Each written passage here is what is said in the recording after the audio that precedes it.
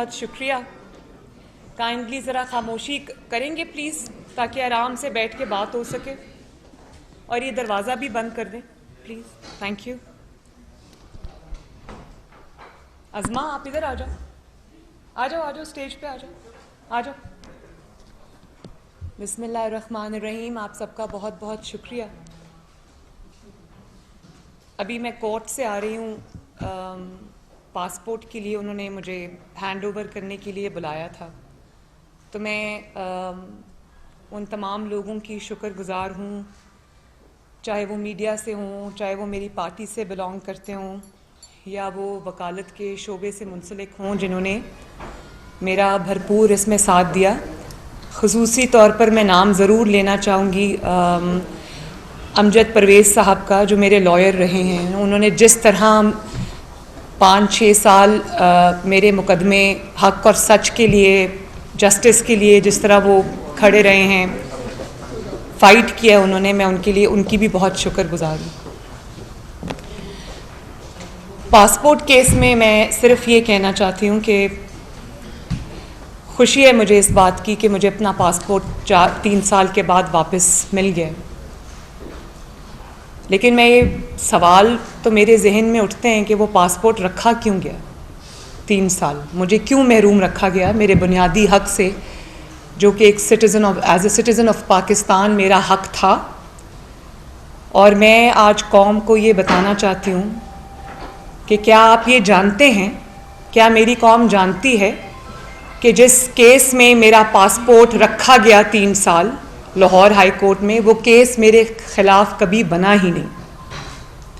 ये वो केस है जब मैं 2019 में जलसे कर रही थी और मियां नवाज शरीफ की रिहाई के लिए जुलूस निकाल रही थी और अवाम को मोबिलाइज़ कर रही थी।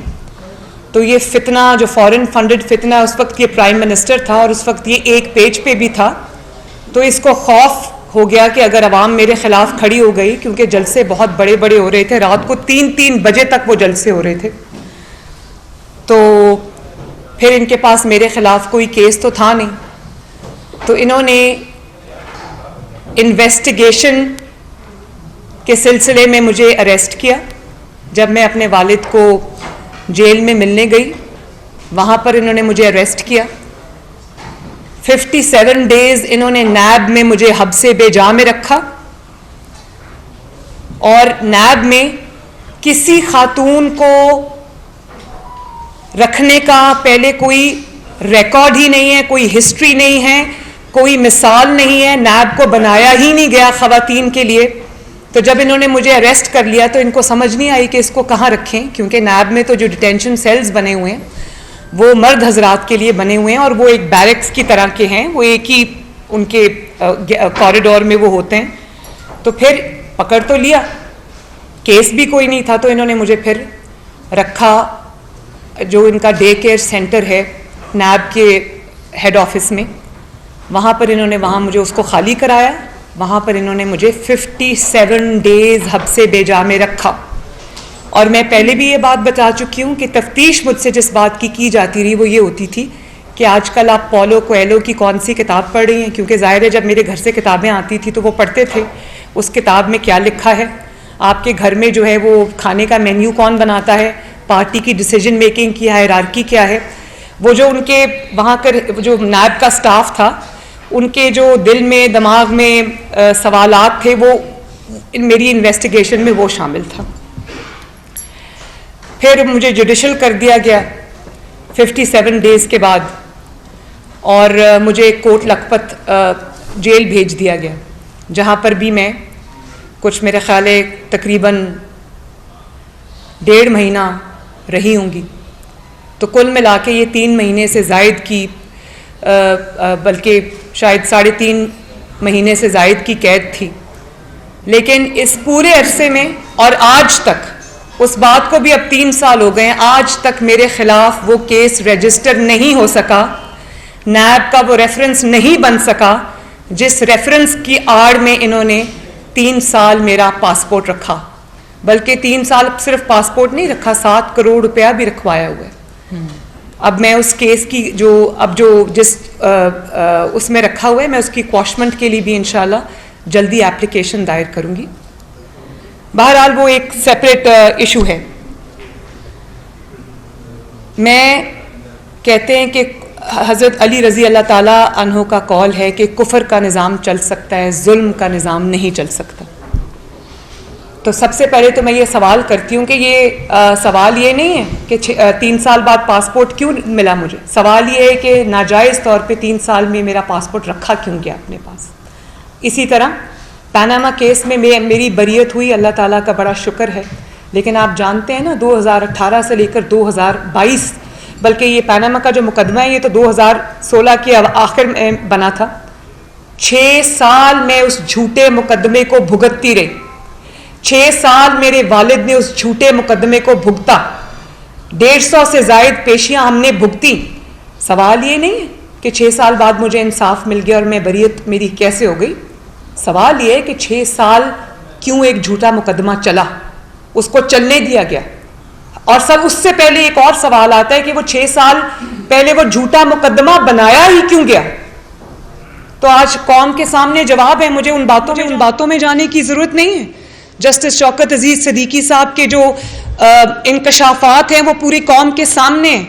मेरी वो एप्लीकेशन जो जस्टिस शौकत अजीज सिद्दीकी साहब के बयानात की रोशनी में मैंने दायर की थी, 2 साल की मेहनत जिसमें कहा गया था, वो आज भी लाहौर इस्लामाबाद हाई कोर्ट के पास पड़ी है। तो वो चीज़ कभी ख़त्म नहीं होगी। वो जो हुआ है, जो फाउल प्ले हुआ है, जिस तरीके से ये मुकदमात बनाए गए, क्योंकि इमरान खान के पॉलिटिकल जो एक वर्दी पॉलिटिकल ओपोनेंट था, ताकतवर फॉर्मिडेबल पॉलिटिकल ओपोनेंट था, उसको मैदान से उठाकर बाहर किए बगैर इमरान खान इलेक्शंस नहीं जीत सकता था।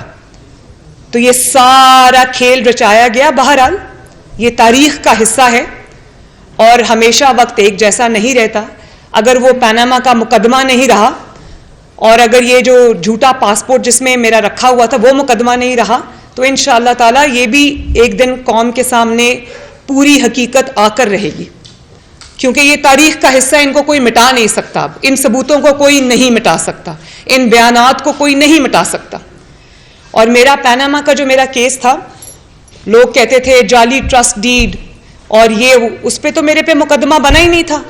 ये भी कौम नहीं जानती। वो झूठ बोल बोल के, वो झूठी ट्रस्ट डीड वाली टी शर्ट्स पहन पहन के, कैलिबरी क्वीन कह कह के इन्होंने एक ऐसी बात घड़ी जिसका जो ये इन्होंने केस में रखा ही नहीं। केस में मेरे ऊपर जो केस बनाया जिसमें मुझे सजा हुई वो अबेटमेंट में थी, और वो कि जो क्राइम हुआ है उसकी अबेटमेंट में और एड करने के लिए मुझे एडर और अबेटर कहा गया और उस पर मुझे सजा हुई। कैलिबरी पर नहीं हुई, ट्रस्ट डीड पर नहीं हुई। ट्रस्ट डीड तो उठाकर अदालत ने फेंक दी बाहर। उन्होंने कहा कि ये ट्रस्ट डीड एक बहन और भाई के दरमियान है, इसमें किसी का क्या नुकसान होता है। बात ये थी कि उन्होंने कहा कि नवाज शरीफ साहब की प्रॉपर्टीज हैं ये, और ये साबित करने की कोशिश में 6 साल गुजर गए। एक कागज का टुकड़ा ये नहीं पेश कर सके अदालत में जिसमें यह कहा गया हो कि यह है कागज का टुकड़ा जिससे साबित होता है कि नवाज शरीफ साहब इन प्रॉपर्टीज के मालिक हैं। और वो जो मेरे दादा का कारोबार था 1930 से चलता हुआ, उसको ये कन्वीनियंटली माइनस कर गए। मेरे वालिद ने तो कभी कारोबार किया ही नहीं। वो मेरे दादा की खड़ी की हुई एम्पायर थी जिसको कन्वीनियंटली उस पर आंखें बंद कर ली। वो दादा से अगर पोतों को मिला या पोतियों को मिला या उनकी फैमिली को मिला तो वो तो बात कन्वीनियंटली खा गए। जजेस मेरे सामने ये बात बार बार नैब से कहते रहे कि कोई सबूत है तो दे दें, कोई एक कागज का टुकड़ा दे दे जो ये साबित करता हो कि ये प्रॉपर्टीज नवाज शरीफ की हैं और मरियम ने एड और अबेट किया उनको। कभी जब वो सवाल पूछते थे, कभी नैब को कोरोना हो जाता था, कभी नैब को डेंगू हो जाता था, कभी नैब का वकील बदल जाता था। और फिर मैंने जब ये बरियत हो गई तो मैंने पीटीआई के रहनुमाओं को ये कहते सुना कि क्योंकि अब नैब जो है इस हुकूमत के ताबे है, तो जो प्रोसिक्यूटर लगाया गया उसने मुकदमा नहीं लड़ा। तो ये मैं कौम के लिए बता दूं, उनकी इंफॉर्मेशन के लिए, उनके नॉलेज के लिए, कि मेरे मुकदमे में आखिर तक वही 2 वकला, वही 2 प्रोसिक्यूटर्स रहे जिनने मेरा मुकदमा बनाया था। जिस दिन मेरी बरियत हुई, अल्लाह ताला का शुक्र है, उसी दिन वो सरदार मुजफ्फर अब्बासी साहब वही प्रोसिक्यूटर आर्ग्यू कर रहे थे जिन्होंने जज बशीर की अदालत में 8 महीने मेरा मुकदमा लड़ा मेरे खिलाफ। और एक और बात मैं आज क्लैरिफाई कर दूं, मैंने अपने वकील को ये हदायत दी थी कि मुझे नैब की नई अमेंडमेंट्स का फायदा नहीं उठाना। तो ये मैं पूरी कौम को आज ये बता देना चाहती हूं। इस पे डिटेल प्रेशर मैंने पहले भी आपसे कहा था कि मैं डिटेल फैसला आने के बाद पैनामा का उसके ऊपर मैं प्रेशर करूंगी। अभी मैं नहीं करूंगी। फिर मैं बताऊंगी कि इस केस में क्या क्या हुआ और किस तरह से फाउल प्ले हुआ, किस तरह से साजिश हुई। सारे केस के एक एक हकायक जिन पर मैंने आज तक बात नहीं की और चुप का रोजा रखा, वो मैं कौम के सामने लेकर आऊंगी। लेकिन मैं आपको ये बता दूं कि मुझे जो अमेंडेड लॉ है नैब का, जो नई अमेंडमेंट्स आई हैं, ना मैंने वो अवेल की हैं, ना उसके तहत मुझे रिलीफ मिला है। मुझे नैब के पुराने कानून के तहत मेरिट पे रिलीफ मिला है, क्योंकि मेरे खिलाफ केस साबित नहीं हो सका और उस झूठे केस में मैंने सजा भुगती 4 महीने। जब अडयाला में जब मेरी वालदा वहां बीमार थी और मैं अपने वालिद के साथ आई थी, और फिर आपके अंदर इतनी हिम्मत कि आप इसको एनआरओ कहें। एनआरओ ये होता है कि झूठा मुकदमा जिसकी आज सरे बाजार जो रुस्वा हो गया, सरे बाजार जिसकी हकीकत आज कौम के सामने आ गई, आपकी इतनी हिम्मत के बजाय उस पर आप माफी मांगे जाकर कि मैंने एक खातून से ज्यादती की, मैंने नवाज शरीफ साहब से ज्यादती की, या भले आपके अंदर इतनी इखलाकी जरूरत नहीं है कि आप माफी मांगे, तो आप जायनमाज बिछाएं बनी गाला में और अल्लाह ताला से माफी मांगे कि मैं बेगुनाहों के साथ मैंने साजिश की, उनको सजा दिलवाई, सिर्फ इसलिए कि मुझे मुल्क का वजीर आजम बनना था। क्योंकि अगर वो मैदान में रहते तो मैं वजीर आजम नहीं बन सकता था। एनआरओ इसको कहते हैं कि मां वहां मर रही हो और बाप और बेटी हाथ पकड़कर आकर एक झूठे मुकदमे में जिसकी हर तरफ से गवाही आ रही थी, तब भी आ रही थी। किसको याद नहीं है कि वो इस तरह से एक सहाफी ने जो नायब अदालत से वो यूं मुंह छुपाकर एक साहब निकल रहे थे जिन दिनों हमारा मुकदमा चल रहा था, आप लोगों को याद है या नहीं याद? शौकत अजीज साहब की गवाही किसको याद नहीं है? अरशद मलिक की गवाही किसको याद नहीं है? तो कभी माफी मांगी गई और उसके ऊपर से आपकी इतनी जुर्रत कि आप इसको एनआरओ कहें। एनआरओ ये होता है, एनआरओ ये होता है कि नवाज शरीफ की बेगुनाही के सबूत के बाद सबूत आए, अरशद मलिक की वीडियो आ जाए, सबूत में वो कह रहा है कि मुझे ब्लैकमेल करके सजा दी गई और वो आज तक बाहर बैठे। ये एनआरओ होता है। एनआरओ ये होता है कि आप क्या नाम है जो नैब के पिछले सरबराह थे, जस्टिस जावेद इकबाल, आप उनको उनकी वीडियो दिखाकर ब्लैकमेल करें और उनसे अपने मुखालिफिन के खिलाफ फैसले लें। क्या एनआरओ इसको कहते हैं? एनआरओ इसको कहते हैं कि मरियम नवाज पे कोई केस ना बनता हो और वो जलसे और जुलूस कर रही हो और आप डर जाएं, आप खौफ में मुब्तला हो जाएं और आप उसको बगैर किसी केस के उठाकर उस अंदर कर दें, नैब में डाल दें, हब्से बेजा में रखें। क्या एनआरओ इसको कहते हैं? और वहां से आप उठा के उसको कोट लखपत के डेथ सेल में फेंक दें जहां पर एक चारपाई रखी हो और बाथरूम और कमरे में दीवार ना हो। एनआरओ उसको कहते हैं। आप कहते हैं डार साहब एनआरओ के बाद आए। मैं तो ये सवाल पूछती हूं कि वापस आना तो था ना, जुल्म ने एक दिन मिटना था, ये हमेशा के लिए नहीं होता। जो जुल्म है उसकी शेल्फ लाइफ बहुत छोटी होती है। डार साहब को इस मुल्क से जाना क्यों पड़ा? वापस आना तो बाद की बात है, पहले बताएं। और आपके मुंह पे कुदरत का जन्नाटेदार थप्पड़ पड़ा है कि जिस डार साहब को आपने फाउल प्ले करके निकलवाया, आज वो आपका दोबारा से फाइनेंस मिनिस्टर है। और डार साहब से तकलीफ जो है ना, वो एनआरओ की नहीं है। डार साहब के वापस आने की भी तकलीफ नहीं है। डार साहब से इनकी जो अब मीटिंग्स बनी गाला में हो रही है ना, इनके अपने लोगों ने मुझे बताया कि उन मीटिंग्स में अब बात ये होती है कि डार साहब वापस आ गए तो डॉलर की कीमत जो है वो नीचे आ रही है, रुपया मुस्तहकम हो रहा है, स्टॉक मार्केट जो है वो बेहतरी के साइंस दिखा रही है, ऊपर जा रही है। डीजल और पेट्रोल की पहली बार कीमतें इस तरह से कम हुई हैं। और डार साहब क्योंकि एक्सपीरियंस्ड आदमी है, बहुत दफा मुल्क को मुआशी बहरानों से निकाल चुके हैं। ऐसे मुआशी बहरानों से भी उन्होंने निकाला है जब उम्मीद की कोई किरण नजर नहीं आती थी। तो तकलीफ इनको असल में यह है जो इनकी गुफ्तगू है आपस की वो ये है कि अब डार साहब वापस आ गए हैं, इकॉनमी की बेहतरी के इशारे मिल रहे हैं, और इकॉनमी अगर बेहतर हो गई तो हमें कौन पूछेगा। असल में तकलीफ ये है डार साहब से। तो पहले तो इस बात का जवाब दो ना कि तुमने अपने सियासी मुखालिफिन पर झूठे मुकदमे बनाए क्यों। और आज अल्लाह ताला का फजल है, मैंने पहले भी ये कहा था कि झूठ को एक ना एक दिन मिटना होता है, बातिल को मिटना होता है, हक को आना होता है। आज जब तुम्हारा भयानक चेहरा नजर आ रहा है, कभी तुम बशीर मेमन साहब को प्राइम मिनिस्टर हाउस में बुलाकर कहो मरियम को गिरफ्तार करो, शहबाज शरीफ को गिरफ्तार करो, और वो कहे भाई मैं क्यों करूं, कोई केस हो तो करूं ना, मुझे नहीं पता, तुम जैसे मर्जी करो। और उसके बाद कभी आप जस्टिस जावेद इकबाल साहब को ब्लैकमेल करके कहें। अब वो बेचारी तैयबा गुल जो है वो अपनी वीडियो लेकर एक वक्त के प्राइम मिनिस्टर के पास गई और उसने कहा कि आपका जो नैब का चेयरमैन है वो मुझे ब्लैकमेल कर रहा है, तो उसको भी 1 महीना हब्से बेजा में रख लिया। उससे वो वीडियो ले ली कि हाँ मैं एक्शन लेता हूं, और बाद में पता चला कि वो वीडियो दिखाकर वो जावेद इकबाल साहब को ब्लैकमेल करते रहे। ये तो इसके एहतसाब की असल हकीकत है। शर्म नहीं आती इस इंसान को कि आज भी माफी मांगने की बजाय एनआरओ की रट लगा के बैठा है। मैं बताती हूं तुम्हें एनआरओ क्या होता है। एनआरओ पता है क्या होता है? एनआरओ होता है जब तुमने अपने घर की बनी गाला, जिसका नाम मनी गाला है, उसकी रेगुलराइजेशन के लिए तुमने जाली डॉक्यूमेंट्स जमा कराए, और उस पर भी तुम्हारे साकिब और निसार ने तुम्हें सादिक और अमीन का सर्टिफिकेट दिया। सादिक वो सदाकत और अमानत की दास्तानें फिर पूरी दुनिया ने सुनी। एनआरओ उसको कहते हैं कि जब तुम्हें जिस दिन तुम्हें पंजाब गवर्नमेंट मिली, तुमने उसी दिन फराह गोगी के केस खत्म करा दिए। बल्कि जो पंजाब में ब्यूरोक्रेसी के तबादले किए वो किए ही इसलिए क्योंकि तुम फराह गोगी के केसेस पे पर्दा डालना चाहते थे।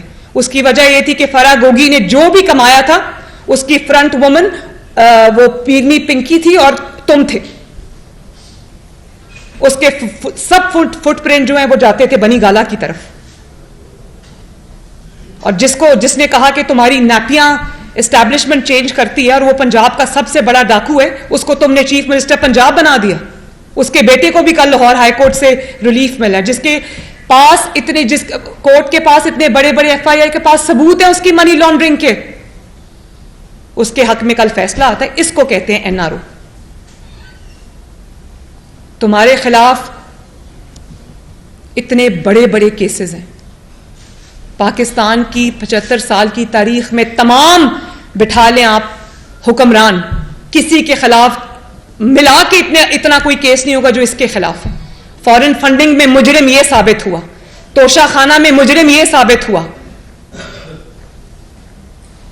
फराह गोगी केस में मुजरिम यह साबित हुआ। और आप ये देखें एनआरओ फराह गोगी को कैसे मिला। उसको रातों रात जहाज में बिठा के फरार करा दिया। एनआरओ उसको कहते हैं जो अलीमा बाजी को मिला, जिसने इकरार किया है कि उसने गुनाह किया है, लेकिन उसको किसी ने हाथ नहीं लगाया। एनआरओ इसको कहते हैं।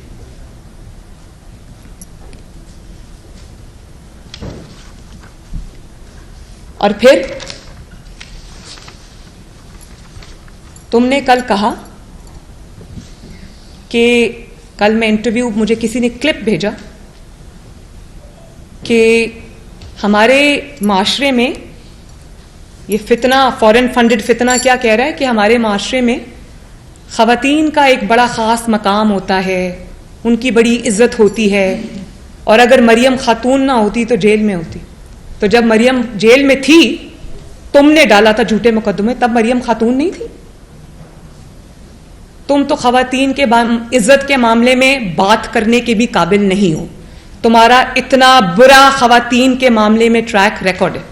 इससे ज़्यादा मैं कुछ नहीं कहूँगी, क्योंकि मेरी जो ट्रेनिंग है, मेरी जो अपब्रिंगिंग है, वो मुझे इस चीज़ की इजाज़त नहीं देती कि मैं इमरान पे पर्सनल अटैक करूँ। लेकिन किस से छुपी हुई है वो बात जो ख़वातीन के मामले में, उनकी इज्जत के मामले में इसका ट्रैक रिकॉर्ड है। मरियम नवाज तब भी एक खातून थी जब तुमने मरियम नवाज को अडयाला जेल में फेंका बाप के साथ। मरियम नवाज तब भी एक खातून थी जब तुमने उसको नैब में हब्से बेजा में रखा। मरियम नवाज तब भी खातून थी जब तुमने उसको कोट लखपत जेल में उसके जलसों से डरकर तुमने डेथ सेल में फेंका, सजाए मौत की चक्की में रखा। मरियम नवाज तब भी खातून थी जब उसको तुमने 6 6 साल तुमने अदालतों में धक्के खाने पर मजबूर किया। उस वक्त मरियम नवाज खातून नहीं थी, और जब मरियम नवाज ने अपने हक में कभी खातून कार्ड नहीं खेला, औरत कार्ड नहीं खेला, विक्टिम कार्ड नहीं खेला, तो तुम ये खातून खातून की रट ना लगाओ। जब मरियम नवाज ने खातून होने का कोई बेनिफिट नहीं लिया, तुमने तो कभी जेल की शक्ल नहीं देखी, दीवारें फैलान के भाग जाते हो, और तुमने सच्चे केसेस में भी तुम्हें आज तक कानून का सामना नहीं करना पड़ा। तो मरियम नवाज ने तो अल्लाह के फजलो करम से जिस हिम्मत के साथ तुम्हारे इंतकाम का मुकाबला किया, तुम तो बात करने के काबिल नहीं। जब मैंने अपने खिलाफ औरत कार्ड अपने हक में नहीं खेला, तो खबरदार तुमने औरत होने का कोई नाम भी लिया तो।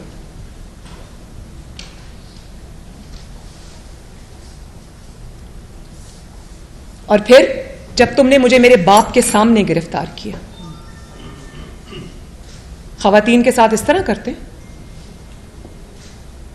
उस वक्त मैं खातून नहीं थी, या खातून सिर्फ वही है जो बनी गाला में छुप के बैठी हुई है? वो हीरो की अंगूठियां लेकर भी आज, हीरो के सेट लेकर भी आज अपने घर के कंफर्ट में है। मैं तो 6 साल से सड़कों पे हूं, लेकिन कुदरत का अपना टाइमिंग भी होती है, कुदरत का अपना तरीका होता है सच्चाई को सामने लाने का। और जिस तरह इंसान आजमाइश से गुजरकर जब सुरखरू होता है, उस बात का मजा ही और है। मैं तो कुदरत की, अल्लाह ताला की शुक्रगुजार भी हूं और हैरान भी हूं। मुझे कोई अफसोस नहीं, मैं आज भी विक्टिम कार्ड नहीं खेलती। जो मेरी ट्रेनिंग मेरे मुखालिफिन ने पिछले 6 साल में कराई है, मैं खुद भी, मेरा पूरी फैमिली पार्टी मिलकर मेरी ये ट्रेनिंग कराती तो कभी नहीं हो सकती थी। जो अल्लाह ताला ने मुझे हिम्मत दी, जो बुराई के खिलाफ, जुल्म के खिलाफ, इंतकाम के खिलाफ, जालसाजी के खिलाफ खड़े होने का अल्लाह ताला ने मुझे हौसला दिया, मैं अल्लाह ताला की शुक्रगुजार हूं। और आज मैं एक फर्क मरियम नवाज हूं, तो इसका शुक्रिया मुखालिफिन का भी बनता है, इस फितना खान का भी बनता है। तुम्हारी तरह बनी गाला में छुप के या गिरफ्तारी के खौफ से हिफाजती जमानतें नहीं कराती फिरती थी मैं।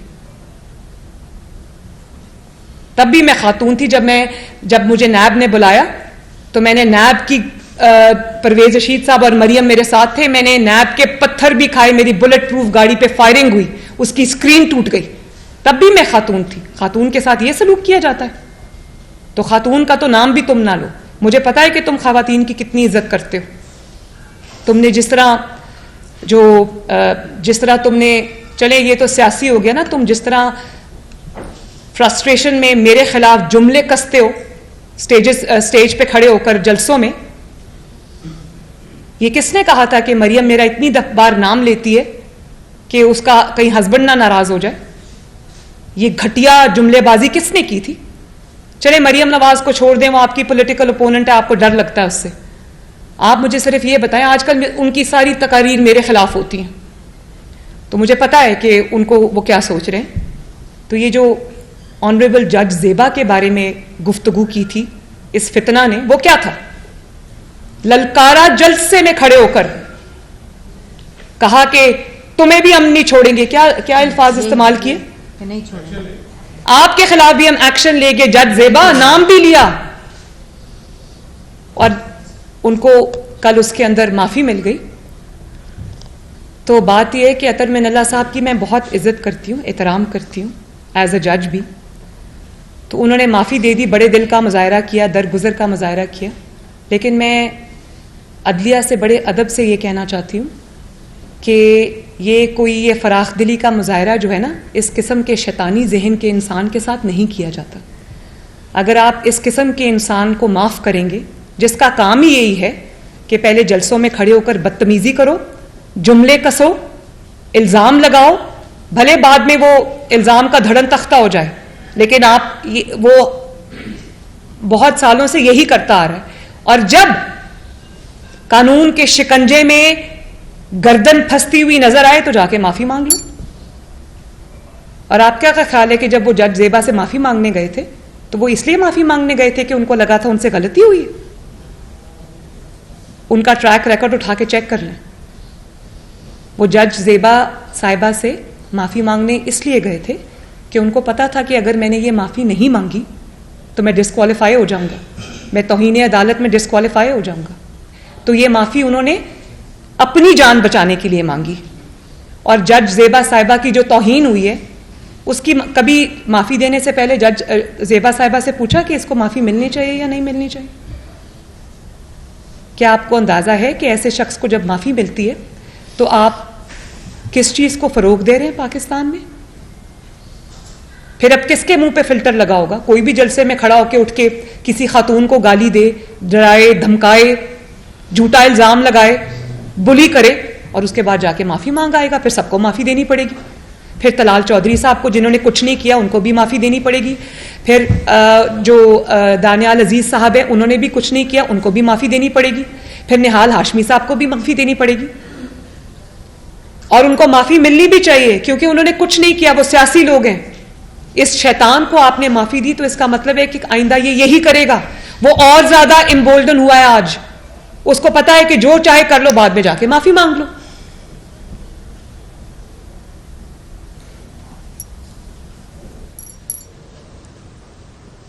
और देखें, एक और मेरी नज़र से वीडियो गुजरी।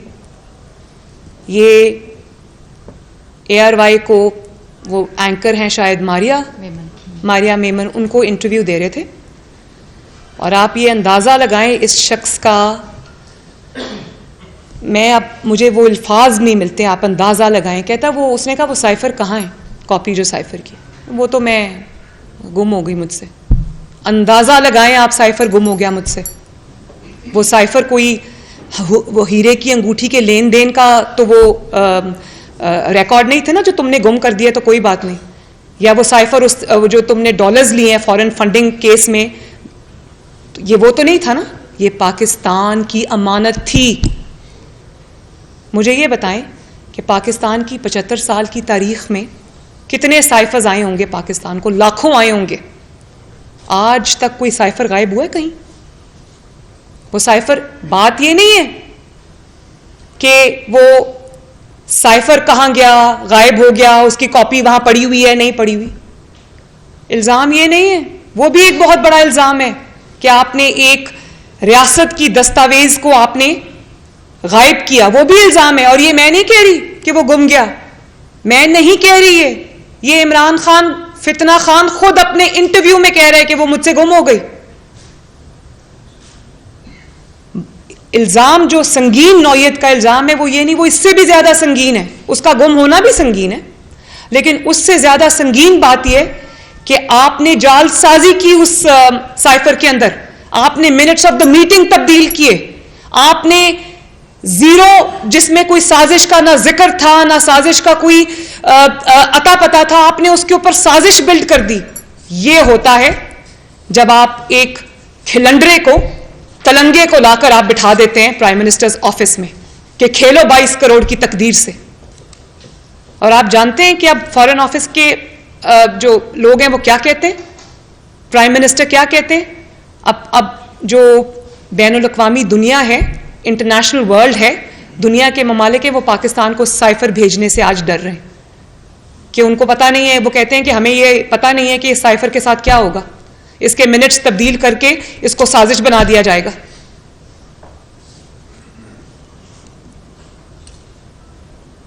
और फिर आपने उस झूठे साइफ़र की बुनियाद पर, उस टैंपरिंग की बुनियाद पर, उस फोर्जरी की बुनियाद पर आपने पार्लियामेंट तोड़ दी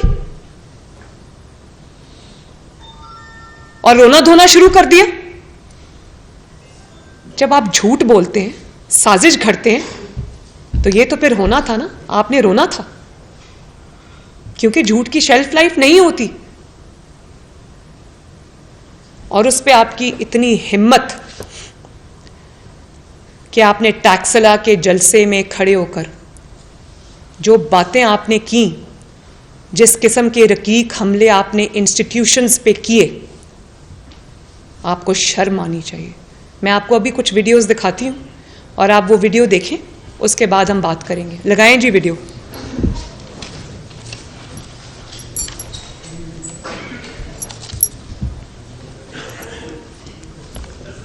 आवाज ऊंचा करें प्लीज, प्लीज आवाज ऊंची करें, इसको रीप्ले करें। ये गोल्डन अल्फाज है, जरा रीप्ले करें प्लीज। जनरल बाजवा ने जिस तरह इस हुकूमत की मुश्किल वक्त में मदद की, जिस तरह उसने हमारे साथ, मैं ये कहना चाहता हूँ हमारे साथ अभी कराची में मदद की, जब बारिशें आ रही थी, जो हमारे साथ कोरोना के अंदर पूरी तरह मदद की, जो हमारे पास जब एक मुल्क पे पैसा नहीं था, 2 साल पाकिस्तान की फौज ने असल में अपने डिफेंस एक्सपेंडिचर पे कट किया, क्योंकि उनको फिक्र थी कि पाकिस्तान के पास पैसा नहीं है। कभी ऐसा पहले नहीं हुआ। हर जगह सारी मेरी फॉरेन पॉलिसी को आज पाकिस्तान की फौज और जनरल बाजवा हमारे साथ खड़े रहे हैं। अगला लगाएं जरा। मेरे ख्याल में जो जनरल बाजवा है, ये सबसे ज्यादा न्यूट्रल और प्रो डेमोक्रेटिक जनरल है।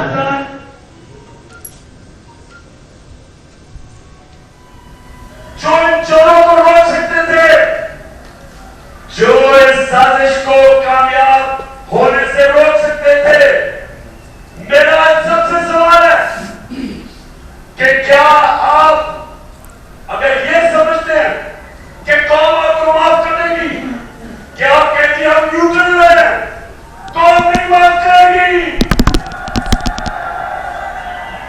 टेक्सला, क्या आप माफ करेंगे उन लोगों को जिन्होंने टाकों को आने दिया? क्या मेरी बहनों मुझे बताएं, क्या आप अपने चौकीदार को माफ करेंगे? नहीं। अगर आपके घर पे डाका पड़े और चौकीदार कहे मैं न्यूट्रल हूं, आप माफ करेंगे? मुल्क तबाही की तरफ जा रहा है, माशत तबाह कर दी, लोगों का महंगाई की दलदल में फंसा दिया, और इन चोरों को ऊपर बिठा के इनके केसेस माफ हो गए, और हम कहेंगे मैं तो न्यूट्रल हूं। मुल्क तबाही की तरफ जा रहा है, कौन सब उन लोगों की तरफ देखती है, उम्मीदवारों की तरफ देखती है जो इनको रोक सकते थे, इन चोरों को, और जो ये देख रहे हैं कि एक के बाद दूसरा कोई साकार आ गया। मैं सारी कौम के सामने कह रहा हूं कि जब तक इससे डील नहीं हुई और इसको ताकतवर हल्कों ने इसको एनआरओ की डील नहीं दी, उन्होंने इसको दिलासा नहीं दिया कि फिक्र ना करो तुम्हें नहीं पकड़ा जाएगा, तब तक वो कीकर कभी नहीं आ सकता था पाकिस्तान। जिसका पूरा करियर डील्स के ऊपर चलता हो, जालसाजी पर चलता हो, खुफिया मुलाकातों पर चलता हो, वो शख्स ये आज इस हकदार पे इल्ज़ाम लगा रहा है। उस पर मैं बात कर चुकी हूँ, लेकिन आपने पहली 2 वीडियोस देखी जिसमें ये फितना जो है ये तारीफ़ कर रहा है अफवाज पाकिस्तान की, जनरल बाजवा की तारीफ़ कर रहा है। और आखिरी वीडियो आपने देखी है परसों टैक्सला के जलसे की वीडियो है। तो इन 2 वीडियोस में क्या फ़र्क है? उसमें इक़्तिदार और कुर्सी का फ़र्क है। जब इक़्तिदार में थे तो जनरल बाजवा भी बहुत अच्छे थे, आर्म्ड फोर्सेस भी बहुत अच्छी थी, अफवाज पाकिस्तान भी बहुत अच्छे थे, क्योंकि वो हर चीज़ में इनकी मदद करते थे, क्योंकि उन्होंने हर चीज़ में इनको सपोर्ट किया, तो वो बहुत अच्छे थे। और अब ओनली 6 months अपार्ट आज की गुफ्तगू सुन लें जो टैक्सला के जलसे में किए। फ़र्क क्या है? फ़र्क सिर्फ ये है कि अब ना इक़्तिदार रहा ना कुर्सी रही। फ़र्क ये है कि एक पहला शख्स है पाकिस्तान की तारीख का जिसने न्यूट्रल जैसे लफ्ज़ को गाली बना दिया, उसको इल्ज़ाम बना दिया। क्यों बनाया? न्यूट्रल लफ्ज़ को जो आपका आइन कहता है, जो आपका कानून कहता है, आपने उसको गाली क्यों बना दिया? क्योंकि आपकी नैपीज बदलने से इनकार हो गया। आपकी बैसाखियां जिस पे आप 4 साल खड़े रहे, 2011 में जो बैसाखियां आपको मिली वो आपसे ले ली गई, क्योंकि आप उन बैसाखियों के भी अहल नहीं थे। आप इतने ना अहल और ना लायक शख्स थे कि बैसाखियां भी आपको खड़ा नहीं कर सकी। भाई इतनी आपको, अगर आप हर रोज कहते हैं मैं बड़ा मकबूल हूं, तो अगर इतनी मकबूलियत पे आपको अपनी मकबूलियत पे आपको इन्हिसार है, तो क्यों बार बार न्यूट्रल से फरियादें कर रहे हैं? क्यों बार बार उनको मजबूर कर रहे हैं कि वो अपने हल्फ से पीछे हटें और आके आपकी मदद करें? ये स्टेटमेंट्स नहीं है, ये दुहाइयां हैं जो वो दे रहे हैं कि खुदा के वास्ते मेरी आंख बन जाए, मेरे नाक बन जाए, मेरे हाथ बन जाएं, जैसे कि 2018 के इलेक्शंस में वो बने थे। ये एक ही शख्स की गुफ्तगू है, ये दो अशखास की गुफ्तगू नहीं है, ये दो लोगों की गुफ्तगू नहीं है, ये एक ही शख्स की गुफ्तगू है जिसका नाम इमरान खान है। फर्क सिर्फ ये है कि जब तारीफें थी तो वो इक्तदार में था, जब अटैक्स कर रहे हैं तो वो इक्तदार से बाहर आ गया। ये है इस शख्स की हकीकत। आज इसको इक्तदार में वापस डाल दें तो ये तारीफें करनी शुरू कर देगा। आप इसकी नैपीज बदलना शुरू करें तो ये तारीफें करनी शुरू कर देगा। आप इसके मुखालिफिन को उठा उठा के कंटेनर्स में बंद करें, उनके ऊपर झूठी मुकदमे बनाएं, उनको इंतखाबी मैदान से बाहर करें तो ये तारीफें शुरू कर देगा। आप इनकी नाक बन जाएं, आंख बन जाएं, हाथ बन जाएं, उस हाथों से लोगों को मारें, इसके मुखालिफिन को मारें और ये इसके लिए मैदान खाली करें तो ये आपकी तारीफें करेगा। और वो शख्स जो रात को ऐवान सदर के अंदर खुफिया मुलाकातें करता है, एनआरओ मांगता है, जब एनआरओ नहीं मिलता तो बाहर खड़े होकर जलसे में बदतमीजी शुरू कर देता है। और आप ये देखें कि तनकीद अगर जायज़ हो, किसी दायरे में हो, तमीज़ के दायरे में हो, इशू बेस्ड हो, तो मुझे उस तनकीद से इख्तलाफ नहीं है। लेकिन आप सिर्फ ये देखें कि वो क्या तालीम दे रहे हैं। वो ये कह रहे हैं कि क्या तुम इन चौकीदारों को छोड़ दोगे, क्या तुम इंस्टीट्यूशंस को छोड़ दोगे? मतलब वो चौकीदार जो है, अगर वो वतन की जो बॉर्डर्स है उनकी हिफाजत छोड़ के वो बनी गाला की हिफाजत करना शुरू कर दे तो फिर चौकीदार ठीक है? बनी गाला में हीरों की हिफाजत करना शुरू कर दें। इतने ऑनेस्ट ऑफिसर्स को आपने सिर्फ इसलिए बाहर निकाल दिया क्योंकि उन्होंने ये कहा था कि आपकी जो वाइफ है पिंकी पीरनी साहिबा जो है, बतौर प्राइम मिनिस्टर आपके ऑफिस में उन्होंने जाके कहा था कि वो हीरों के हार रिश्वत में ले रही है, तो आपने उनको वहां से निकाल दिया। और जब आपको एनआरओ नहीं मिलता तो आप इस तरह से रोना धोना शुरू कर देते हैं, बदतमीजी शुरू कर देते हैं। और आप तालीम क्या दे रहे हैं? वही जो आपने पीटीआई के लोगों को, जब मरियम औरंगजेब के साथ जो लंदन में हुआ, क्या आप लोगों को तरगीब दे रहे हैं कि जो सिपाही अपनी जानें कुर्बान करते हैं सियाचिन बॉर्डर्स पे खड़े होकर, आज भी जो जंग है इसकी जो दहशतगर्दी की जो जंग है उसमें आज भी जवान भी अपनी जानें दे रहे हैं, ऑफिसर्स भी अपनी जानें दे रहे हैं।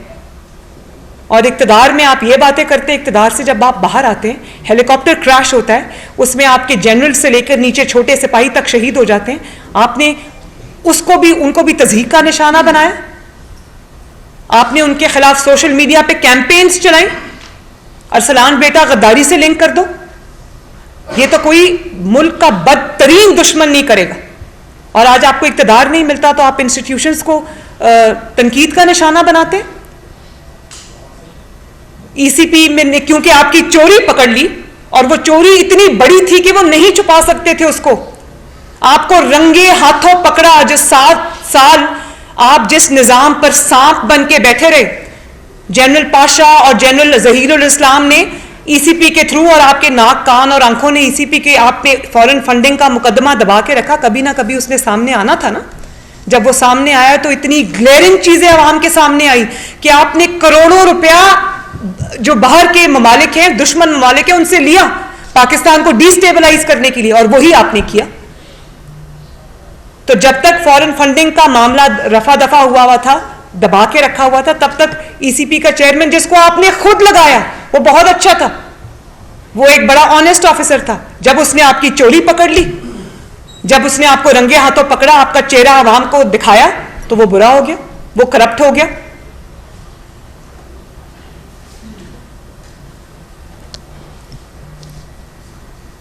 तो आपको मेरा ख्याल है कि वो वाले न्यूट्रल्स चाहिए जो वोट ऑफ कॉन्फिडेंस आपको लेके देते, जो आपके मेंबर्स को मजबूर करते कि वो इमरान को ही वोट दें, जो जब सेनेट में इलेक्शन हो या कहीं और भी इलेक्शन हो या वोटिंग हो, वो पकड़ पकड़ के आपके मेंबर्स को और मुखालिफिन के ओपोनेंट्स को लेकर आए और कहें कि वोट डालो जबरदस्ती। आप किस बात के लिए रो रहे हैं? जो तुम्हारे मुकदमात पर, तुम्हारे जराइम पर, तुम्हारे कसूर पर पर्दा डाले, वो ऑनेस्ट है, वो ठीक है, और जो तुम्हें रंगे हाथों पकड़े, तुम्हें एक्सपोज करे, वो करप्ट भी है, वो गलत भी है, उसके गिरबान को भी पकड़ना है।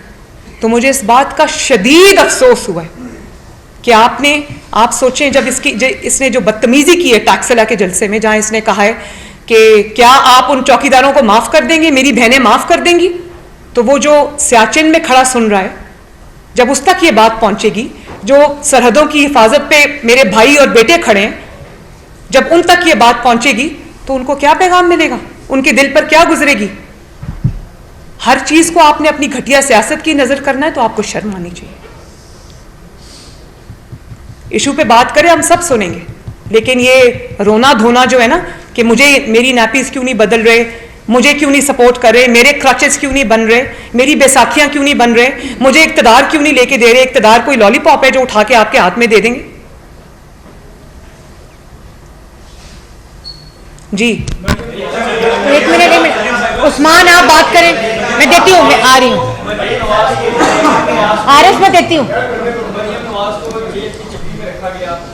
मरियम नवाज की गाड़ी पर ठोकर गया था, वो पेशी पर आई, चूहों का खाना खिलाया गया, कराची में आपके होटल पर जिस कमरे में क्याम था वहाँ पर अटैक किया गया, मियां नवाज के सामने आपको गिरफ्तार किया गया, जो लोग तोड़ना चाहते थे उनके लिए क्या पैगाम है, और दूसरा असेंबली का हिस्सा कब बन रहे हैं? मियां नवाज के बारे में ये कहा जा रहा है कि आपके साथ वो नवंबर में आ रही है, दिसंबर में आ रही है। अल्लाह ताला करे कि वो मेरे साथ वापस आए, और अब उनको कब वापस आना है इंशाअल्लाह ताला, क्योंकि मेरे केस के थ्रू, केस वो मेरा था लेकिन उससे ज़्यादा बेगुनाही मियां नवाज शरीफ की साबित हुई है, क्योंकि मियां नवाज शरीफ पर केस ही ये था कि जिस केस में वो बेचारों उनको सज़ा मिली है, उन पर केस ही ये था कि प्रॉपर्टीज़ उनकी हैं जो उनकी नहीं निकली।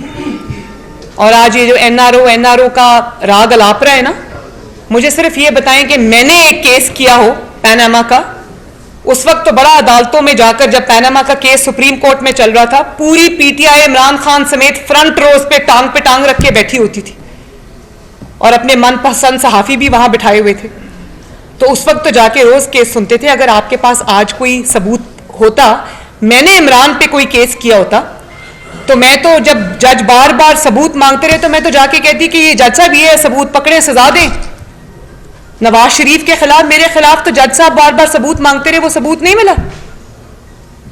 और पैनामा केस वो केस था जब इमरान प्राइम मिनिस्टर था 2018 में, इन्हीं जस्टिस अतर में नल्ला ने और जस्टिस गुल औरंगजेब साहब ने वो केस उड़ा के रख दिया था पैनामा का। अभी इमरान प्राइम मिनिस्टर था, उन्होंने कहा ये केस बनता ही नहीं है, तभी तो जमानत मिली थी। तो आप उस केस को आप एनआरओ कह रहे। और नवाज शरीफ का रास्ता अब अल्हम्दुलिल्लाह साफ है, सिर्फ अब एक एप्लीकेशन देनी है कोर्ट में कि क्योंकि ये साबित नहीं हो सका जो उन पे झूठा इल्ज़ाम लगाया गया था, तो वो हम देंगे एप्लीकेशन, लेकिन टाइमिंग का फैसला अल्लाह ताला को पता है, मियाँ साहब आप खुद करेंगे, लेकिन वो बहुत जल्द अपने वतन वापस आएंगे। दूसरी बात आपने क्या की, जो लोग आप तोड़ना चाहते थे उनके लिए क्या पैगाम है? जो लोग मुझे तोड़ना चाहते थे उनकी मैं शुक्रिया अदा करना चाहती हूँ कि उन्हीं की वजह से आज मेरी ट्रेनिंग भी हुई, उन्हीं की वजह से, उनके झूठों की वजह से, उनके इल्ज़ामात की वजह से आज उनका स्याह चेहरा पूरी दुनिया ने देखा।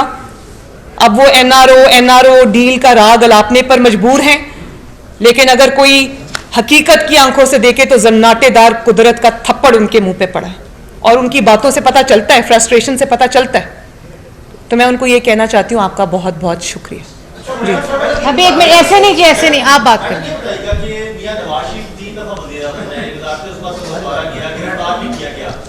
सजा भी दी गई, तो ऐसी कौन सी पावर्स हैं कि चार्जशीट बनने के बावजूद भी आपकी हुकूमत है, लेकिन एक मरतबा भी उनको अभी तक गिरफ्तार नहीं किया गया?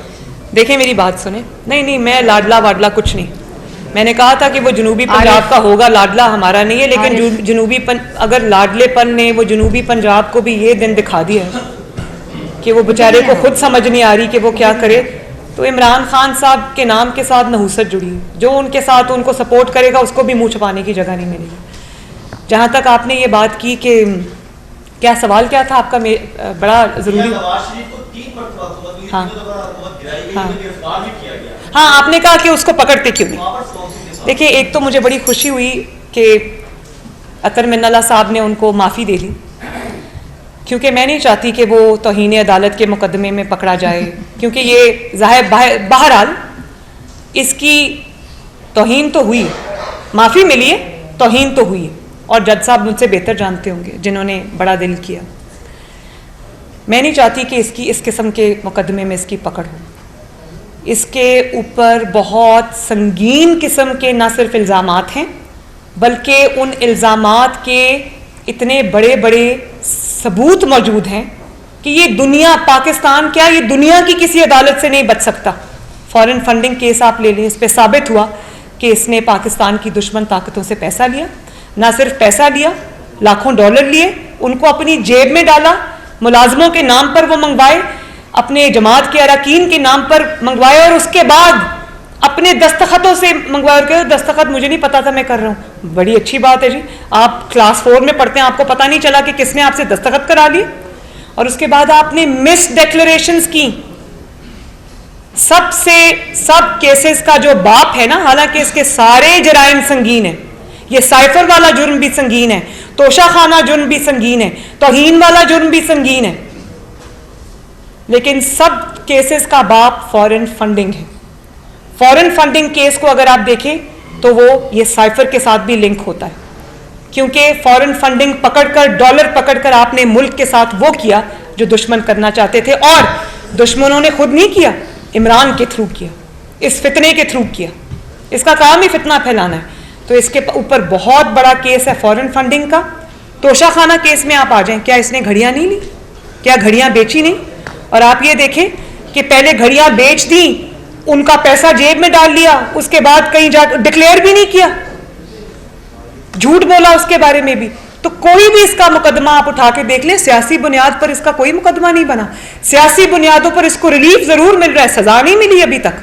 और अगर इस मुल्क में आइन और कानून नाम की चीज है तो फिर कानून के जो हाथ हैं वो इसके गिरेबान से अब ज्यादा दूर नहीं है। और मेरी जिद्दोजहद इस बात पर होगी कि इसको पकड़ा जाए, इसको भी पता चले कि यहाँ पर किस भाव बिकती है। जी आरिफ,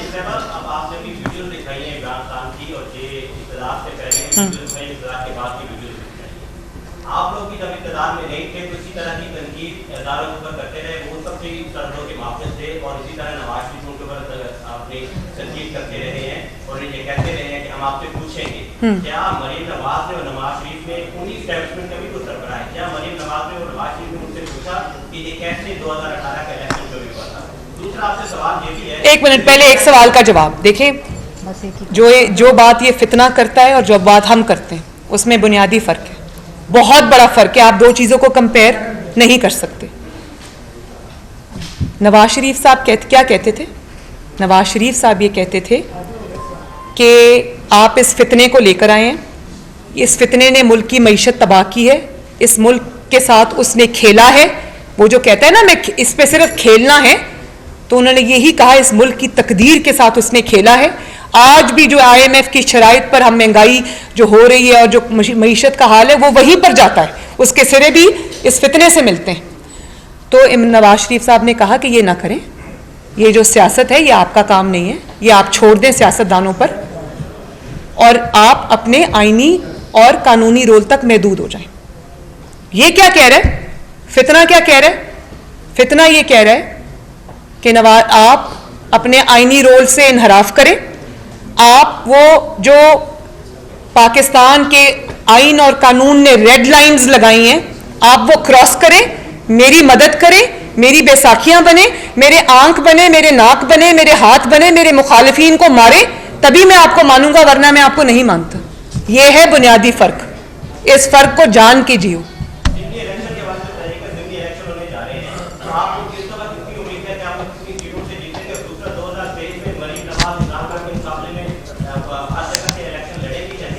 हर जगह से। हमारी पार्टी है। नहीं, मेरी बात सुने कि नहीं, मरियम नवाज को पागलों की तरह ये अपने आप को प्रूव करने की क्या जरूरत है कि मैं हर जगह से मैं खड़ी हो जाऊंगी। मेरी माशाल्लाह एक बड़ी वेल एंट्रेंच्ड पार्टी है जिसकी जड़ें अवाम के अंदर है, जो पानी का बुलबुला नहीं है जिसको किसी पाशा ने जहीर ने लॉन्च कर दिया और आंखें कान ने उसको RTS बिठा दिया। तो जब इंतखाबी मैदान में हम आएंगे, हमारे पास बल्कि एक एक जगह से 3-3, 4-4 उम्मीदवार हैं भाई, उसी में हम फैसला कर ले तो बड़ी बात होगी इंशाल्लाह। सवाल करें। वालेकुम अस्सलाम। और मैं आपको बहुत बहुत मुबारकबाद पेश करता हूँ कि आप इजाज़त बरी हुए। मेरा ये सवाल है, मेरे से ज्यादा खुश तो आप लग रहे हैं वैसे।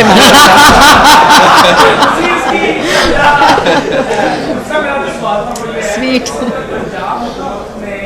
हमारे रोजनामा पाकिस्तान और रोज टीवी चैनल के इश्तिहार 2 महीने से बंद किए हुए हैं और प्रेशर डालने का अपने रिपोर्टर को निकाल के खबरें पसंद नहीं आ रही। और ये पंजाब में अजीब ही एक रवायत पैदा हो गई है और अपोजिशन भी पंजाब में से खामोश है, कुछ नहीं बोल रही। तो उसके बारे में आप क्या कहना चाहिए? पंजाब में ये कौन सी हुकूमत बैठ गई है कि जो जिनको सामने आती है और वो कहते हैं कि इनको हिसाब से और शराब की बंद है? इब्राहिम देखें, पंजाब में जब अदालती हुकूमत आएगी तो वो यही करेगी, अवामी हुकूमत आती है तो वो ये नहीं करती। इसी तरह जब 2018 में इमरान को इंस्टॉल किया गया पाकिस्तान में बतौर वज़ीर आज़म, तो वहाँ पर भी जितने ये पिछले 5 साल में सहाफ़ियों के साथ जितनी ज़्यादतियाँ हुई हैं, जिस तरह उनको गोलियाँ मारी गई, जिस तरह उनको घरों से उठाया गया, जिस तरह उनको तशद्दुद का निशाना बनाया गया, जिस तरह उनको नौकरियों से निकाला गया, जिस तरह चैनल मालिकान को उठाकर नैब में बंद किया गया, उनके खिलाफ मुकदमे बनाए गए। तो ARY के खिलाफ तो कोई मुकदमा नहीं बन रहा, ARY की किसी शख्स को गिरफ्तारी नहीं हो रही, हालांकि होनी चाहिए, बहुत बड़े बड़े जराइम किए उन्होंने। लेकिन जब आप गैर सियासी लोगों को लाके बिठाते हैं अदालती हुक्म के जरिए तो फिर ऐसा ही होता है। मरियम जरा देखना क्यों इनके इश्तिहारात बंद है क्या? हुकूमत ने की। अच्छा, जब ऐसा करते हैं कि जब इंशाअल्लाह ताला मुस्लिम लीग नून पंजाब हुकूमत में वापस आएगी तो खोल देंगे। इब्राहिम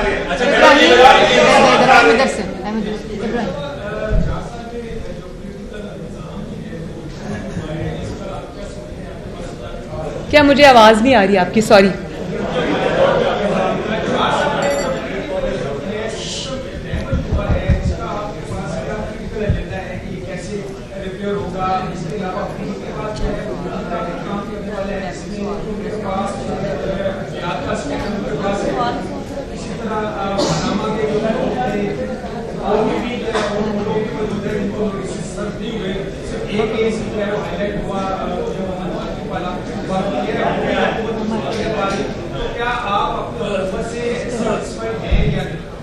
नहीं, मैं सेटिस्फाइड नहीं हूँ, मैं सेटिस्फाइड नहीं हूँ।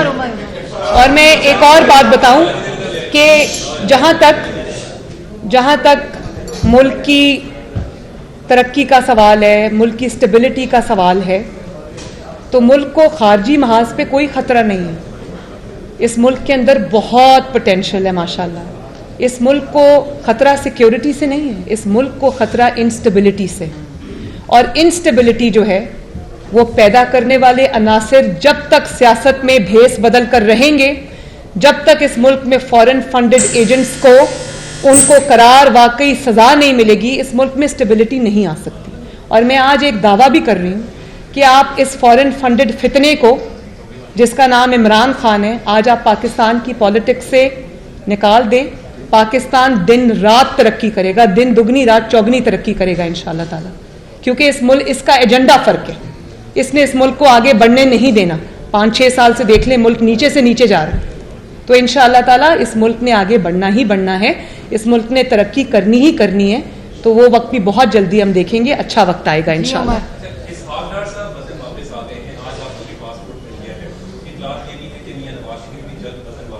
तो क्या सबको लेवल प्लेइंग फील्ड दी जा रही है? दूसरा, अगर इन हालात में इलेक्शन होते हैं तो मुस्लिम लीग तैयार है? उमर, आपने बड़ा अच्छा सवाल पूछा। लेवल प्लेइंग फील्ड तो अभी हमें हुकूमत में रह के भी नहीं मिली। लेवल प्लेइंग फील्ड ऐसी होती है कि नवाज शरीफ साहब बेगुनाह होते हुए भी सजा याफ्ता है आज भी। लेवल प्लेइंग फील्ड ये होती है कि एक शख्स जिसके जराइम से हाथ रंगे हुए हैं, जिसके खिलाफ नाकाबिले तरदीद सबूत हैं, वो खुला फिर रहा है, ये लेवल प्लेइंग फील्ड होती है। लेवल प्लेइंग फील्ड देखें, आप ये नहीं कह सकते कि मिट्टी डालो जी आगे चलो, नहीं, जीरो पे आना पड़ेगा। पहले जीरो पे कैसे आते? जो कुछ नवाज शरीफ को भुगतना पड़ा, जो कुछ नवाज शरीफ की जमात को भुगतना पड़ा, वो इसको भी भुगतना पड़ेगा।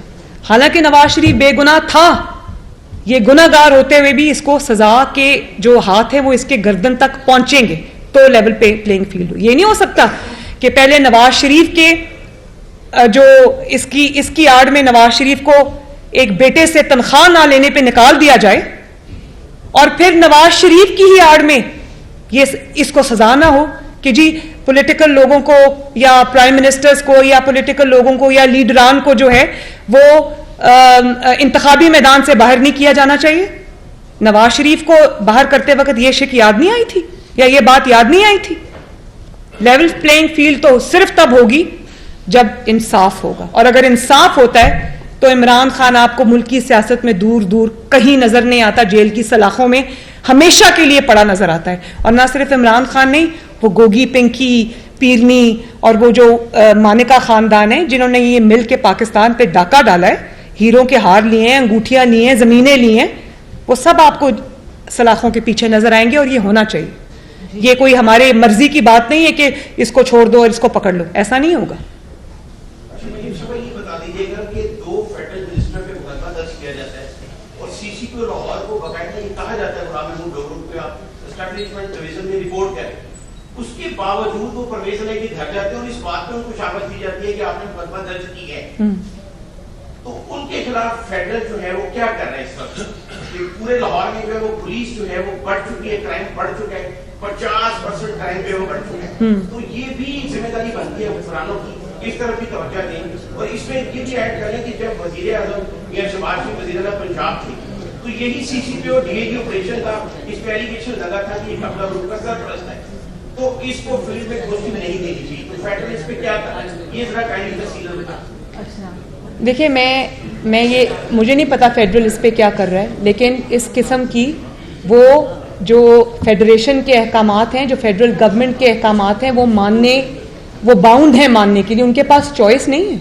और अगर आज इस बात पे कानून की खिलाफ वर्जी हो रही है और जो पाकिस्तान का लॉ है उसकी खिलाफ वर्जी हो रही है, तो एक ना एक दिन, आज नहीं तो कल, हमेशा परवेज इलाही साहब उनको प्रोटेक्ट करने के लिए नहीं बैठे रहेंगे, उनको भी जवाबदेह होना पड़ेगा और सबको जवाब देना पड़ेगा। जहां जहां कानून की खिलाफ वर्जी हुई है, जहां जहां अपने पॉलिटिकल फायदे के लिए उन्होंने इस तरह से किया है, सबको जवाब देना पड़ेगा इंशाल्लाह। और फेडरल गवर्नमेंट को अगर वो जवाब नहीं दे रहे तो जबरदस्ती जवाब देना चाहिए। ये मैंने आपको पहले भी कहा है कि कानून की जो एप्लीकेशन है वो चॉइस नहीं है। अगर इस मुल्क को आपने आइन और कानून के मुताबिक चलाना है तो आपको सख्त नोटिस लेने पड़ेंगे। जी अरसलान, अदनान एक मिनट, अदनान एक सेकंड, अरसलान साहब आप आपको तीसरे हफ्ते में मैंने लॉन्ग मार्च का ऐलान करना है। उन्होंने पहले भी ऐलान किया, हुकूमत जो है वो रोकने में नाकाम रही। अब आपकी जो है पॉलिसी क्या होगी? क्या इमरान खान ने अक्टूबर की हुकूमत रोकने में नाकाम रही? पिछले लॉन्ग मार्च की बात माँ भाग गए वो। लो जी, वो हुकूमत ने रोकना किसको था? वो आए ही नहीं। एक सेकेंड मुझे जवाब देने दे। हुकूमत किसको रोकती भाई? वो तो जो इनकलाब आना था वो तो रास्ता बनी गाला पेशावर फरार हो गया, वो हेलीकॉप्टर से नीचे उतरा ही नहीं। हेलीकॉप्टर से मुझे याद आया कि मैं आज खैबर पख्तूनख्वा के अवाम के लिए आवाज उठाना चाहती हूँ। खैबर पख्तूनख्वा जब पूरी पाकिस्तान की जो तारीख है, 75 साल में उनके कितने कर्जे थे? 97 अरब के। और आज 10 साल से खैबर पख्तूनख्वा को जब से तहरीक इंसाफ का मर्ज लगा है, जो दीमक की तरह खा गया खैबर पख्तूनख्वा की तरक्की को, उनकी जो जिंदगियों में बेहतरी लाने को वो खा गया। आज कितना है? 780 समथिंग अरब जो है वो आज कर्जा चढ़ गया खैबर पख्तूनख्वा के ऊपर। क्यों? उसकी वजह यह है कि खैबर पख्तूनख्वा के अवाम के टैक्स का जो पैसा है, पाकिस्तान के अवाम के टैक्स का जो पैसा है, जिससे उनके लिए सड़कें बननी थी, जिससे उनके लिए जो बुनियादी सहूलियात हैं, अस्पताल हैं, क्लिनिक्स हैं, मोटरवेज हैं, स्कूल हैं, यूनिवर्सिटीज़ हैं, जो वो बननी थी, वो सारा तो इमरान खान पे खर्च हो रहा है। पहले सुना कि वो उसके खानों पे खर्च होता रहा, उसके हेलीकॉप्टरों की राइड्स पे खर्च होता रहा, उसके प्रोटोकॉल पे खर्च होता रहा, और वो जो 2500 सोशल मीडिया के लोग भर्ती किए KPK में अपने मुखालिफिन को अटैक करने के लिए, उस पर खर्च हो रहा है। तो मुझे तो समझ नहीं आ रही कि ये मुल्क किस तरफ जा रहा है। खैबर पख्तूनख्वा का हक सारा मनीगाला में जा रहा है। वो इस तरह से फ्लीस कर रहे हैं खैबर पख्तूनख्वा को कि जैसे अब ये खजाना दोबारा हाथ में नहीं आएगा, जितना खा सकते हो खा लो। शुक्र है आपने मुझे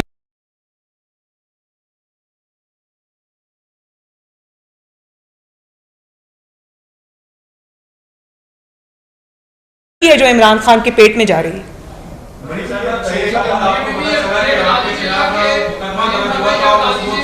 बेटा एक सेकेंड, अरसलान साहब आप बात करें। मुझे 6 साल बाद नहीं पता चला। अरसलान आप बात कर ले यार, ये इसका तो नहीं होगा ना, आपसे माफ कर लो।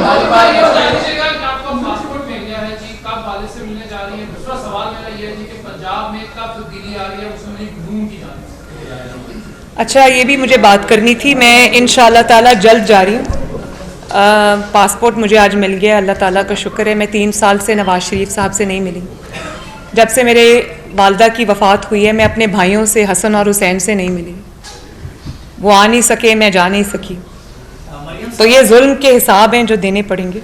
तो अब मुझे इंतज़ार नहीं हो रहा कि मैं कब जाऊँ और अपने वालिद से मिलूँ। और मैंने पहले भी एक बात बताई थी कि मुझे कुछ अरसे से मेरी एक सर्जरी ड्यू है, जो कि पाकिस्तान में नहीं होती क्योंकि वो बहुत रेयर डिजीज़ है। मैंने पाकिस्तान में बहुत पता किया, वो सर्जरी वहाँ नहीं होती। तो वो सर्जरी भी मुझे करानी है। और इंशाअल्लाह फ़ाइटिंग फ़िट होके आऊँगी और इस फितने का इंशाअल्लाह ताला कला कमा करेंगे और मुस्लिम लीग नून को फतह की तरफ लेकर जाएंगे इंशाअल्लाह ताला। पंजाब गवर्नमेंट, मैंने आपको पहले कहा है, अदालती हुकूमत है, एक ना एक दिन ख़त्म होना है इंशाअल्लाह, जल्दी होगी। ये बताइएगा कि इमरान खान का कोई भी नैरेटिव वो झूठा हो या सच्चा हो, वो इतनी महारत के साथ प्रिंट करता है कि वो आवाम में पजीराई मिलती है, उसे टॉक ऑफ द टाउन बन जाती है। लेकिन आप और आपकी जो दूसरी लीडरशिप है, उनका बयानिया इतना ही स्ट्रॉन्ग क्यों ना, तो वो उससे वो पजीराई नहीं मिल पाती। इसकी क्या वजह है कि ये कोई कम्युनिकेशन गैप है लीडरशिप के दरमियान और आपके वोटर के दरमियान, या हिकमत अमली का फुकदान है, या कि लोग आप पे ट्रस्ट नहीं करते, जो उस तरह से बिलीव नहीं करते जैसे कि उसके बयानियों को एक्सेप्ट करते हैं। जो बयानिया है उसको, उसकी कामयाबी को नापने का आपके पास क्या मेजर है? क्या आज जो फैसले आ रहे हैं वो इमरान खान के बयानिए के मुंह पे थप्पड़ नहीं है? इलेक्शन है, 15 सीटें। क्या आज जो मैंने आपको, एक सेकेंड, वो उनकी अपनी सीटें थी भाई, उसमें से भी 5 हमने जीत ली इंशाअल्लाह ताला। मुझे ये बताइए, जो मैंने आज आपको 2 वीडियोस दिखाई हैं, एक उनके हुकूमत में होते हुए और एक हुकूमत के बाद की, क्या ये उनके बयानिए के मुंह पे थप्पड़ नहीं है? हाँ, सिर्फ एक बात है, आज जो इसहाक डार साहब वापस आए, क्या वो उनके बयानिए के मुंह पे थप्पड़ नहीं है? तो बात ये है कि एक जरूर क्रेडिट मैं उनको देती हूं, और वो ये है कि वो बहुत डटाई के साथ और किसी भी शर्म के बगैर झूठ बोलते हैं। मुस्लिम लीग नून झूठ नहीं बोलती, लेकिन मुस्लिम लीग नून इनके झूठों को, ये जो आज इन्होंने साइफर का झूठ बोला और उसके बाद खुद का साइफर गुम हो गया, बाद में ऑडियो आ गई कि इसके साथ सिर्फ खेलना है और मिनट्स तब्दील कर दो, क्या ये बयानिया जो साजिश का घड़ा था उसके मुंह पे थप्पड़ नहीं? आप कैसे कहते हैं वो बयानिया कामयाब हो गया? थोड़ी देर के लिए आप थोड़े लोगों को बेवकूफ बना सकते हैं, लेकिन हमेशा के लिए हर किसी को बेवकूफ नहीं बना सकते। आज आप कल उनको कह रहे थे कि इनसे अच्छा कोई सिपा सालार नहीं है, इस फौज से अच्छी कोई फौज नहीं है। आज आप ये कह रहे हैं कि ये मीर जाफर है, मीर सादिक है, न्यूट्रल्स हैं। न्यूट्रल को आपने गाली बना दिया, इनको मारो, इनको पकड़ो, इनको माफ नहीं करना। तो ये बयानियों के मुंह, मतलब वो बयानिया किसका था? ये एक ही शख्स के बयानिए हैं। नवाज शरीफ साहब ने तो कभी किसी को मीर जाफर नहीं कहा, मीर सादिक नहीं कहा, न्यूट्रल को गाली नहीं बनाया।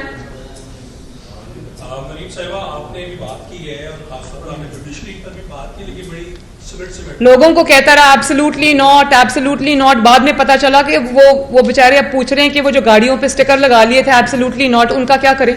वो उतारने या लगाए रखें? ये बयानिया होता है, ये झूठ होता है, ये फ्रॉड है, ये जालसाजी है, ये नौसरबाजी है। इसको बयानिया नहीं कहते। ये हर मुल्क में एक मौजूद होता है ऐसा शख्स। अमेरिका में भी था ट्रंप, बाद में क्या हुआ उसका? तो इमरान खान के झूठों की भी एक शेल्फ लाइफ है जो कि अब पूरी होते नजर आती है। लोगों को आप करप्ट करप्ट करप्ट कहते रहे और अदालत कह रही है जुर्म ही नहीं हुआ, नवाज शरीफ बेगुनाह है, मरियम नवाज बेगुनाह है। और खुद क्या हुआ? खुद आपसे हीरों की अंगूठियां पकड़ी गई, 3 कैरेट की नहीं 5 कैरेट की चाहिए। फर्स्ट लेडी को अंगूठी देनी है तो 5 कैरेट की तो दो, 3 कैरेट की तो नहीं देनी ना। और मुझे 3 कैरेट की 5 कैरेट की अंगूठी दो, मैं तुम्हें अभी इमरान खान से फाइल पे दस्तखत करा के देती हूं। तो कहां गया वो चोरी का डाके का नैरेटिव? तो जिस तरह इमरान के झूठों की एक शेल्फ लाइफ है, जिस तरह वो पूरी होनी है, तो इंशाअल्लाह ताला इमरान खान साहब की भी शेल्फ लाइफ है जो पूरी हो चुकी है।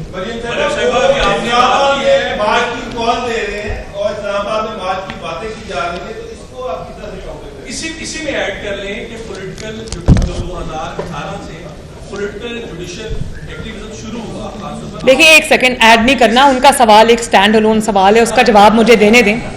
मुझे सिर्फ, अब आपने सवाल पूछा, जवाब तो सुन ले प्लीज। बात यह है कि मेरा बिल्कुल इसमें मुख्तलिफ नजरिया। राना साहब तो कहते हैं ना कि उसको आने दो, वो आ जाए, बैठ जाए, भाग जाएगा पहले की तरह। मैं ये कहती हूँ कि जिस शख्स ने फॉरेन फंडिंग ले ली हो डॉलर्स की सूरत में मुल्क को तबाह करने के लिए, जिस शख्स ने 4 साल हुकूमत में बैठकर मुल्क को तबाह किया, उसकी मईशत को तबाह किया, उसकी खारजा पॉलिसी को तबाह किया, तमाम ममालिक से, दोस्त ममालिक से मुल्क को लड़ा दिया, और उसके बाद वो ये इस किस्म की घनौनी साजिशें करता है मुल्क के खिलाफ, ऐसे शख्स को और इदारों पे हमला करता है, तो क्या ऐसे शख्स को इजाजत होनी चाहिए कि वो लश्कर लेकर आ जाए, इस्लामाबाद पे चढ़ाई कर दे? ऐसे शख्स को निशाने इबरत बनाना चाहिए। कोई पाकिस्तान का इदारा नहीं है जो उसके शर से नहीं बचा, कोई पाकिस्तान का ऑनेस्ट ऑफिसर नहीं है जो उसके शर से नहीं बचा, कोई जुर्म का इर्तिकाब है जो उसने नहीं किया। ऐसे शख्स को कैसे इजाजत दे दे कि वो जत्था लेकर 25,000 का इस्लामाबाद पे हमला आवर हो जाए? ऐसे शख्स की जो औकात है वो जेल की सलाखों के पीछे, जिसके पीछे इसको सारी जिंदगी रहना चाहिए क्योंकि इसने मुल्क की तकदीर से खेला है। तो लॉन्ग मार्च तो सियासी जमातों की सियासी जो है वो तरीके हैं, ना ये सियासी है ना ये सियासी जमात है। इसको वो मराहत, वो फैसिलिटी, वो सियासी एक्टिविटी की इजाजत नहीं होनी चाहिए जो बाकी सियासी जमातों को हासिल है। ये फॉरेन फंडेड है, ये फितना है जो लॉन्च किया गया पाकिस्तान की तबाही के लिए। इसको एक फितने की तरह, जिस तरह आप एक दुश्मन को ट्रीट करते हैं, एक फितने को ट्रीट करते हैं जो पैसे लेकर आया, उस तरह ट्रीट करना चाहिए। जी 2018 से, बस आखिरी सवाल, 2018 से जो पॉलिटिकल एक्टिविज्म शुरू हुआ, खासतौर पर पॉलिटिकल जुडिशियल एक्टिविज्म, आज 2022 में कहां पर खड़ा है? क्या आपको उम्मीद है कि 2018 में जो आपके साथ हुआ था आने वाले दिनों में नहीं होगा? नंबर 2, आपने इमरान खान की कई आपने मंसूबों की बात करती है, फॉरेन फंडिंग और दीगर चीजों की। लाहौर जहां पर आप प्रेस कॉन्फ्रेंस कर रही हैं, अभी इसके करीब ही रूगा का एक इतना बड़ा मंसूबा है जिसमें लोगों की फी एकड़ अराजी 1-1 हज़ार पे हथियाई जा रही है पंजाब गवर्नमेंट, और कहा जा रहा है, इल्जाम लगाया जा रहा है कि इमरान खान, बुशरा बीबी और उनके सहूलतकार दीगर कुछ सरमायाकार हैं, उसमें किक बैक्स ले रहे हैं अरबों रुपए के हिसाब से। उस पर मुस्लिम मूव क्यों नहीं आवाज उठाते?